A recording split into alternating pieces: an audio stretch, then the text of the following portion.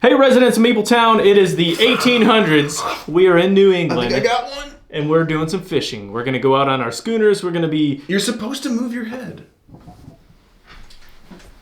I can't talk when I'm doing the fish face. Then we're going to be fishing and taking fish and preserving the fish. You. Let's get to the table. Whoa. Let's get to the table and check out Fisheries of Gloucester.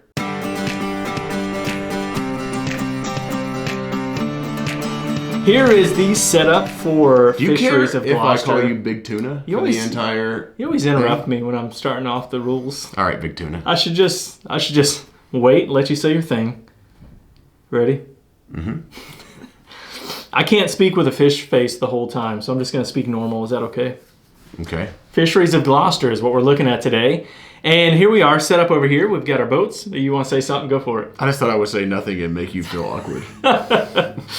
Here we have our ships over here. John is going to be the yellow ones, and he is in the first player spot, which is one spot above the second player in all of these. And we are going to be moving. We're going to be moving our ships out, picking up fish, and preserving them to get points. So anytime you see, this is the point of the game, is to get points. Anytime you see these helm. I was waiting for you to make a comment. Anytime you see these little dropping the ball at the beginning of this helm symbols, those are going to be points that you're going to get at the end of the game. So we're going to take 4 actions. We're going to play through 6 rounds. I'm sorry, not 4 actions. You can take one of 4 actions. I'll explain those as we start playing. We're going to play through 6 rounds, and at the beginning of every round, what we're going to do is flip this over, and that's going to show what tiles that we're going to get. We each start off with a 1 square and a 2 square, but since I'm the second player, I start off with an additional 1. I'm also, as a second player, going to start off with one more time. So I'll start off with 7. John will start off with 6. And then we're going to take these tiles, and these tiles will allow us for days to chart our course when we are moving our ships. So then we're ready for the round, right? I have a rubber band on my arm. Let me go ahead and tell you what John's options are while he's thinking through what he's going to do. First thing is you can chart your course, so that's just putting 1 tile out there. And also, John's going to take an action, I'll take an action. We'll go back and forth until we're done for the round. You can chart your course by placing a thing out there. If you have your boat out here, you can fish, and that counts 1 time per fish. You can move. Obviously, you have to move, so it's 1 time per movement space. And then once you have fish, you can preserve them to get points and different actions there. But your ship cannot go beyond your furthest back ship. That's right. Your fleet has to stay together, and so you can't just shoot one guy out there as far as you can. If you got a straggler, it could really hose you. That's right. You can also move through other players. It costs you 2 actions instead of 1, which I could do. I don't think I'm going to do that right off the bat. I think what I'm going to do is probably the same thing John is doing, and just kind of set myself up. So... yep, let's do this for 0 time, and that's it. And you have a lobster. That's right. Once in the middle of the game, you can do back-to-back actions. I'm going to do it right now. You might want to save it. Just messing with you. Just messing with you. That is... By the way, we're not going to play through an entire game, but we'll show all of the things that you will do in the game. That way you get a good idea of how it plays out. Yep. All right, so I think I'll just... sell my ship a couple spots and see what happens. See what Dean wants to do. All right. I think I will keep up and do the same thing. So I'm just going to go out 2 spots. Cost me 2 time, and I'm done. Okay. Look at all those juicy fish just ready to get fished. The problem is I'd love to go to this spot. I'll just share, but I can't without moving my other 2 ships up 1 spot because I can only go here. But I will go ahead and place this there. I thought you might do that. No, I could. Yeah, never mind. Yeah, so one thing that timing is important in this game, and like one of the biggest things is like delayed time of when you take your actions. So, for example, I also would like to get this fish that is the only fish that we can get at the start of the game without moving out all of our ships. Yep. Now, the only way that I can do that before John is if I put a tile out here, use a lobster. So not worth it. Nope, definitely. I mean, I would like you to waste your lobster for that 1 fish.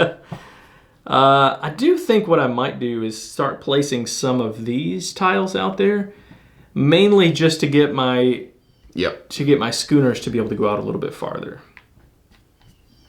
All right, and we're just putting along. I'm putting another one out there. Let John put him use in the up all net. of his time. Whoa!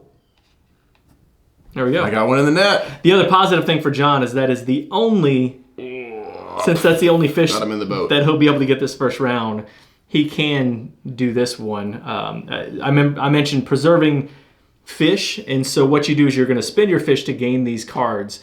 There's only one where you can only spend one fish, and it's the gray fish that comes out, which will allow John to get a point in 2 time if he does that later on. Yep. I'm just going to knock these out. It's only 1 point, though. Yeah, but 2 you can times still is pretty important. Yeah, and you can only do this once per round, as Dean says, Yeah, so it's kind of like you might as well, probably. Yeah. Probably. But you never know with me. All right, You never know what I might do. Yeah, I'm going to do something similar to what Dean did.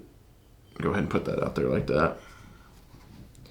It's right very, now, as Dean said, tactical back and forth. Yeah. See what they do, think about what they're going to do. I'm just really putting along. Now that I have my farthest one back is up to the second row, I can slide this up. So now this ship, or any of the ships, can now go up to this point.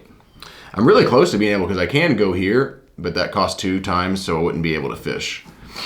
I mean, I could set myself up to do that, but I'm not worried about what Dean's doing over here right now. I don't care what Dean's doing. I'm going to go ahead and just do that. Ooh, a little stomach growling. How much time do you have, John? You just have one? 1. Okay. It's possible. It's a little risky. Not right now. I don't know if I mentioned this, but when you chart your course, you can't place these tiles on rough waters or on fish or on the island. So basically just these normal calm water spaces is where you can place them. You can move through the rough water, but it's going to cost you 2 points of movement, 2 time. And you can also, again, move through somebody, but it's going to cost you 2 time. And so I'm putting this there, kind of setting John up to potentially be able to move up this way too, but he only has 1 time left, so I'm not super worried about it. But you did forget that I'm going to return this fish for 2 more times. Is that right? Yes, I Right did. off the bat. Just Okay. like that. So now I could do it. I just wanted to see the look on your face. It didn't. And It wouldn't hurt my feelings because I would be you able were to like, jump over top of you, but it would cost me another time. So you didn't do that then? No. That's my move for this. No, time. no So it's takesy your turn. backsies. You spent your lobster. You gotta get rid of it. I didn't spend a lobster. I thought you were going to. No, all I did was this. Oh, I thought you said I'm going to do this. No. Sorry. No, I'm going to do this and get my 2 times. Give me that lobster. Meaning that if I want to, I could spend 3 times to go right there. Yeah. He definitely can. However, then I leave it wide open for him to take 3 things there, so that's probably not wise. Yeah, and I assume that he probably would be able to, would take that card, and so it does force me 1, 2 to go 2 spaces. Now, I only have 1 time left, so I won't be able to fish both of those. The other thing is when John did this preserving a fish, you don't flip the next one over, and so that's kind of a stinker because again, I want to be able to get these fish, and I just won't have enough time. And I have some difficult choices, I think, because I'm going to have to move all my ships up to be able to go ahead and snake or grab those 3 fish. Meaning, I kind of need to use this, which then will give Dean an advantage. I guess. I mean, I got to do that, which is going to help him out a little bit. I guess not a ton. So that's my move. Okay. You know, I was worried about you moving all the way up here, but in fact, you can't quite yet because you have to be able to move up. You have to move this ship up before you can move that next one up. Yeah. I wasn't paying that much attention. I could have positioned myself to get those 2, but not to do that. So, Yeah. anyways. What else? Now, you still have 3 time because you didn't spend that. I think I'm just going to go ahead and take this fish because this is the one that's most likely to get taken by John by coming here. So I'll just take that fish for my last time, and it's your turn. Yeah, this is an interesting decision for me right here. Should I save some time? Or go ahead and just jump ahead of Dean here? I don't know if it's really worth it to do, or I could go up here, kind of position myself. I'm unsure. I'm going to actually just go 1 step, spend 1 time so that I can do that for next round. Yeah. And then now, Dean. You're in a good position, and you don't care as much about time because you got the card that gave you the time. I need it a little bit more, so I am going to end my round, and I'll take this card, and I'm going to flip it over to You're gonna go second. Okay. to go second. That will give me an additional time. Now, one thing that is going to happen in the final version of this game. This is going to show you how much time you're going to get for the next round. So whenever you start the round, you get 6 if you're the first player, 7 if you're the second player. This card will say 7, but right now it just says +1. So at the beginning of the round, I'll be able to take more time.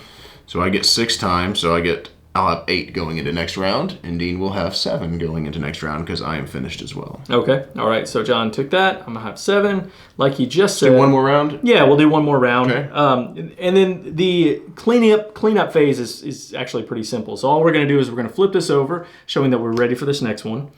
And I don't have that fish either. All right. So a black fish. We're gonna flip this over, and we're each gonna get the Ooh. tiles listed there. Wow. That was bad news. Not a lot more to do, huh? No.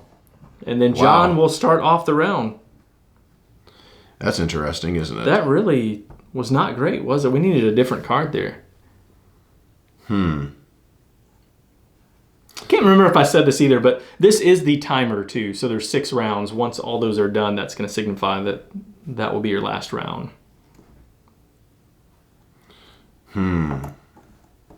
Yeah, this changes things up. What tiles come out in the game really change things up. Can you place that out there? Yep. I think I will Spend all your time and jump me. No, I'm not going to do that. I could. That'd be 1, 2, 3, 4, 5, and I think I might just worry about worth it. I might worry about some other areas. So right now, I'm just going to take this fish. Dean's doing a lot of fishing lately. All right, so that just took 1 time. You're going to take those fish. I don't have to quite worry about if I'm going to get.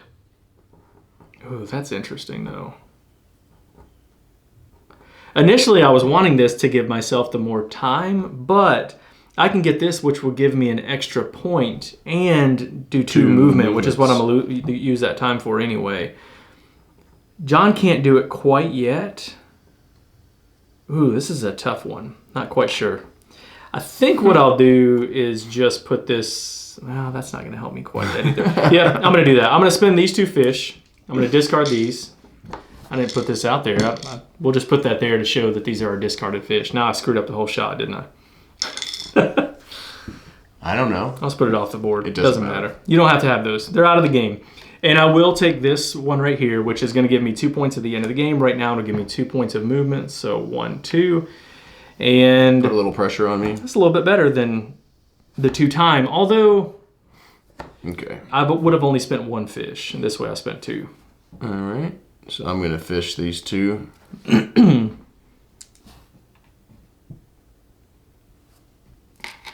we go. Okay, I'm going to spend 1 time to move up. I just didn't want him. He could have gone down into that and taken that one. That's right. I don't think he would have. You can fish from the rough waters, so I could have stayed there and fished. All I did is move 1 so that I'd be able to move up my fleet marker. I'm actually going to go 1, 2, 3 and spend big times. Yowzers. Yeah, you did that, didn't you? I did, because, I mean, you need to get one of these cards every round almost, I feel like. You a lot do. of rounds. It's important for sure. And I'll put that out for 0 time. So I will take that one for 1. I think I'm just going to move for 1. Whoa, I almost moved it up. I'm going to gain time. You have a lot of time. I do. Getting that card helped because I was able to move 2 without spending time. Yeah, so I want this one. So 2 the same. I'm going to get 3 points at the end of the game and grab myself a couple more times. That's right. I'll fish twice. Yeah.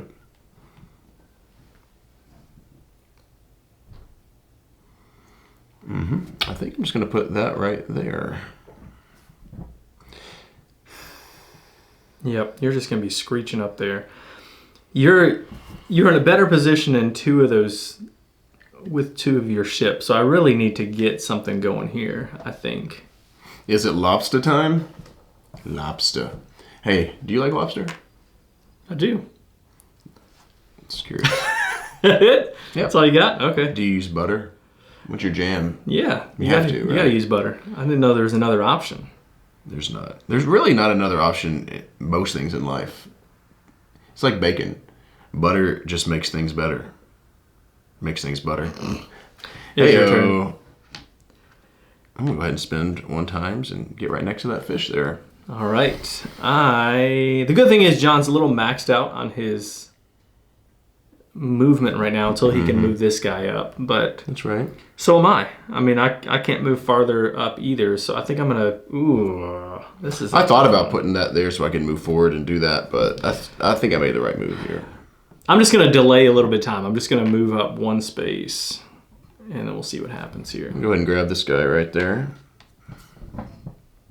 And I do have 1 more time. So I will. I'm going to use my last time just to move this up to prep myself for being able to move in the next round. So I'm going to move this up. Wow. That's the only thing I have going for me is I can move farther than you can, but you're in a better position, I feel like, overall. It's going to cost me some decent times, though, to do that. I'm going to go ahead and end. Oh, okay. All right. And I think... Man, this is kind of tough because if I let him go first, he could easily position himself to grab those 2 fish. So I'm going to go first next round. Okay. Let's see. There we go. And I think what I'll do is, you're right, I can position myself to do this, but what I'll do is force John a little bit to either take this spot. So again, that doesn't cost me any time. Force him a little bit to either, I don't know if he would want to take that spot anyway, but I might force him to move this one up before he moves this one, maybe to give myself a little more options. Yeah. So then we would do the cleanup. So we would flip all those back over. We take our time. I move this up to 6. John's going to get 7. Mm-hmm. I'll be at 7. Sorry, I'm at 7 because I'm the second player, Yeah. right? Then we would flip this over, take those new tiles, and then keep playing again until we get to the end. Now, one thing I didn't mention is that you have these islands. I mentioned that they have points, but once you're able to sail out there, when you land your ship there, it's going to be stuck there for the rest of the game, but you're going to get those points that you're on. And you can still fish from the island. You can fish from any space on the board. So if you were here, you could grab those or whatever. That's right, but the fish will not. I'm sorry, the boats won't be able to move. So so at the end of the game, all you're going to do is count up the points from the islands that you have, and then from the cards that you have, and that's it. That's all the points that you're going to get. Scores are going to be pretty low in this game, and then the tiebreaker is pretty having tight those usually. Fish. Yeah. Yeah, that's right. Pretty tight game. So that is I'm allergic to tight games. No, I'm not. I love tight games. All right, so let's talk about the art and components. Well, let's just start with this game box. That's right. What do you think, Dean? I do quite like Look at the that. art on the game box. Now, this is Aussie Haikala that did the art for this, and for this style of game, Nanga Parbat last year. yeah, which was great art. Fantastic art. Yeah, it match just like Nanga Parbat. This matches really well with the style of the game, with the theme of the game. I think the art is really well done. I love the art. Yeah. It's fantastic. Keep in mind too that some of this could be prototype. I don't think the art is, but some of these components might change a little bit. But Art-wise, though, it's Art-wise. it's gorgeous. It is. I love the box art. I like the art here on the board. Now, there's a lot of blue space and stuff, but like right up here is really nice. These ships look really, really cool. This is just clear and not have no. What am I trying to say? There's no confusion, is what I'm trying to say. That's right. I'm That's getting right. confused saying no confusion. You're exactly right. It's clear. The way that all of these cards are laid out, like there's no question. You don't have to refer back to the rule book. Everything's laid out really well there. I like the components as well, just like pretty much, if not all of Stephen's games that I've played with the fish are their own shape as well as, to distinguish them from the other colors. He just does it. He does. Every time. He gives us a ridiculously affordable game with quality components. Small box, but everything Why looks can't other so people great do in it. Sorry, other people. I'm just like... Nobody else does that. No, other people do. I'm just saying, like, he consistently does that. Yeah. He consistently puts out games that have very quality components and, like, really affordable. Yeah. So I am sold on that part of it. I will say the other thing, and you wouldn't have noticed this unless I said this, but John and I are sitting on the same side of the table, and so we have these on the same side. in the final production of the game, you'll be able to sit across from somebody, flip this over, and then be able to use this tile just like the other side, which I like. But right now in the version that we have, that's not the case, but that will be in the final version. And then I also already mentioned the card, but the card only shows 1 and 2, but on the final version, it will show how many time you're going to get for the next round, in case you need that reminder. But John's absolutely right. Great production, as far as I'm concerned. What about the gameplay? No complaints match up? at all. And just remember, we don't give our final thoughts on the gameplay when we do Kickstarter previews. But let's talk about what we did like, maybe some things that we didn't like. Okay, so I like this game. This is, we mentioned Nangapar, but I think it has that type of tactical back and forth like that game has. Now, there's definitely a lot of different feels in this game. I think when I first started playing it, I didn't like it as much as I have as I've played it more. Yeah. And I think it's just because I didn't recognize the amount of strategy that you can play. Now, positively speaking of, this is very easy to teach. Yes. Extremely easy to teach. But thinking through some of the decisions in the game, like I did earlier to get onto like the rough waters, to go ahead and grab one of the fish. Yeah. And I mean, for me personally, I think the big decisions a lot of times are often really around these cards right here, and which ones to get the more time to maybe get one more boat movement to then boom take something else in front of the other player. I think this is a really, really big deal. Yeah, there's some tactical moves. You kind of mentioned this, but some tactical moves that you'll gain as you play the game a little bit more. Like, oftentimes you might not want to go through rough water because time is so tight. Yep. But essentially, this is a race game. I mean, you're trying to keep your ships out ahead of the other players so you can get the fish before they do. You can get to the big point islands on the corner before the other players do. And so really whatever you can do to keep ahead of the other players and even kind of cut them off like what John did. As the first player, as the second player, you kind of start off in a better position in 2 of the locations, in this one and in this one. And then the first player starts off in a better location here to go straight out and just take a bunch of stuff. So you need to cut people off as best you can, and that's exactly what John did here. He took advantage of me just kind of sitting there not moving. He jumps ahead of me, and now what I'm going to have to do is fight to be able to get that. Yeah. And that's really what this game is about. It's about this timing of how everything works. It's about the tightness of your time and how many, how to be the most efficient. But essentially, you're trying to race out there faster than the other players. And I say cut them off. It doesn't feel cutthroat at all to me. It's just, I mean, I guess it could be. If you were really sensitive, I'm sure you could be. Yeah, that's true. That's true. And I would say the reason would be like if you chart your course. If I decided I'm going to chart my course, and the Dean's like, great, I'm just going to jump you and do that, which it would be dumb I think to chart your course at that point. But if you were doing some things and other players were kind of jumping and taking advantage, I really like that about the game. If you're really sensitive to things like that, you might not love that. Yeah, I guess what I'm saying is, for me, it didn't feel cutthroat. What it feels is that you have this, and there's a high level of player interaction in this game. It's like real fishing. Super high. Who's going to go get the fish first? I've never fished like this before. You just got to go get them. Okay, well, I've never raced to go fishing before. But the level of interaction is really high, which I really like. I think that's cool. And I tend to like in games where timing becomes very important, like in delaying time. So like in this case, like let's say we're here. If I'm John doesn't want to chart his course in a way that's going to benefit me. So he might take another action up here that's just kind of delaying time and making me spend more of my time. And I love that. I love that aspect of the game because it becomes so tense. Yeah. It becomes so tight in your, again, the amount of time that you have, the amount of tiles that you have, all of that becomes very tight, and every move matters in this game, which tends to be kind of a signature of Steve Finn games, right? Yeah, and let's talk about the lobster real quick. All right. This is a way that you can do 2 turns in a row, as we mentioned during the gameplay.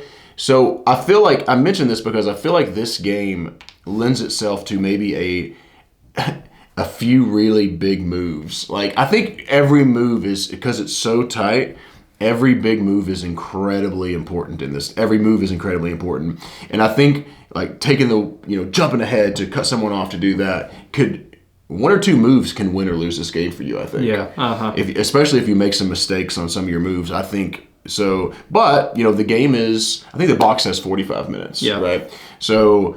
That's probably about right. I don't think it's more than 45 minutes. No, I would say sometimes a probably little bit 30 less. to 45 I think so. would kind of be my thing. So, it is a little bit longer in that sense but I think it feels about right to me. Yeah. I think, I want to say this is a negative. It's not really a negative necessarily, but I think if you look at this game, my guess is if you look at this game, you watch us play, you might think, well, that's simple. Like, all you're doing is taking these actions, you're just grabbing fish and you're turning them in for cards. Like, there's nothing really to that. But where the strategy comes in is with the interaction, and that's what really makes this game shine is that high level of interaction. That being said, if you don't like that, if you don't like really, if I just want to do my own thing and nobody else affects me, this might not be the game for you. And that's not a negative, it's just the design of the game. Style, For me, it does it for me because I tend to like games that have higher levels of interaction. I agree. Again, I don't think cutthroat is the right word, though, although you are cutting people off and there is some meanness to this game if you're really sensitive to that, like John said. I really like the theme. I love the artwork. I like the gameplay. I wouldn't say this is one of my absolute favorites of his designs, but it's good. I like Stephen, though, so that doesn't mean somewhere much. down the road. It's like, I know, it's like saying, oh, this is a good Stefan Feld, Yeah. Yeah, it's still really good. So I did enjoy this. I did too. Yeah. I did too. This is a good one. And this is Kickstarter preview or whatever, so take those thoughts for what they are. Hopefully you can get a good idea just on our gameplay if this is something that might be for you. But again, don't just look at the game actions themselves to think through whether or not this is a game for you. Think through the player interaction piece, because I think, again, that's what makes this game. Yeah, did you want to talk about the other side of the board before we... Yeah. So the other side of the board, we're just going to mess it up. Just do it. Guess we're not finishing this game, which is good for me. The other side of the board, so you have tiles. I've got them in the box right now, but you have these, what do you call those? Rough water tiles and then the island tiles. You can seed the board however you want to do. Really cool. And then once you do that, you both decide, is this fair, essentially? Like, is this going to work out for both of us? And if it is, then let's play through it. And I like that because it adds more replayability.